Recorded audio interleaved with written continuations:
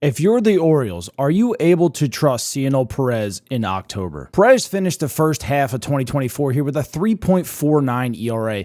Pretty respectable, especially when Danny Coulomb went down. He held the back end of that bullpen down in Danny's spot, we would say probably fairly well. But coming into the second half here, Perez has had a lot of walk issues. His whip has skyrocketed from like a 1.12 to 1.69. His ERA has incredibly been inflated here in the second half.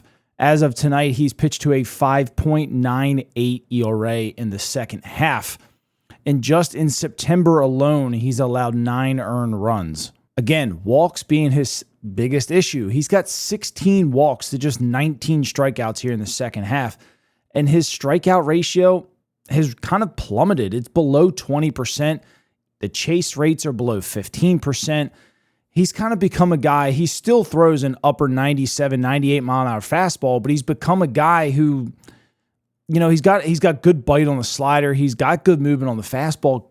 He just can't put it in the zone for people to actually swing at it. When you look at right now what Perez has done, just this season alone, coming into tonight, Perez had a 4.3 ERA, which ranks 68th of 79 qualified relief pitchers who have pitched at least 60 games this season. You know, what made Perez really valuable in 2022 when he had his best season in the big leagues was the out-of-zone swing percentage. It was up near 30%. You look back at last year, it went down to about 25. Well, right now in 2024, he is sitting right around a 21%. So guys are just looking at his ball out of the zone. They're not swinging at it anymore. He's not enticing people to swing the bat. Also, when you look back at Perez in 2022, he threw a changeup. He also used to throw a little bit of a curveball. This year, he's only had 3 pitches, a sinker, a slider, and a four-seam. So pretty much he's just kind of throwing the ball hard.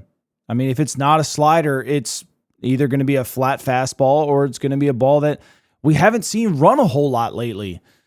Why he got rid of this with this changeup or curveball, I mean, having an extra pitch just to kind of keep guys at ease. But what concerns me is when we look at 2022, teams did not hit his four-seam fastball very well. Move over to 23, he started throwing the sinker a little bit more, and that got hit around a little bit. So did the fastball. And now this year, when you look at it, opponents are hitting almost 290 against his fastball. So if they know he can't get the slider over the plate, they're just going to sit on a four-seam fastball when they're ahead in the count, and they're hitting him hard. Or he's just not even throwing strikes. So there's a lot to like about Perez. I mean, we've seen how dominant he was in 2022. We've seen a little bit of glimpses of it last year. I know he dealt with some injuries last year. He has really, really good stuff. He is definitely scuffling in the second half. Do you trust him on the postseason roster? That's my biggest question. I don't know if we have anybody else to take his roster spot personally. I've always been a big Perez fan. I like Perez a lot. When he is on, you know, the energy that he brings, I feel like that kind of radiates inside the clubhouse. It radiates inside of the bullpen. These guys kind of feed off of his energy. Perez is a guy I feel like you might have to keep on the roster just for that energy. But in a big situation, I don't know if we can continue to trust him based on what he's done here in the second half. We know what he's capable of. We've seen Perez at his best, and he's dominant. He's very dominant. But when the whip is high and you're walking people, I am not sure if the Orioles can afford to use him in the 7th inning or later in October.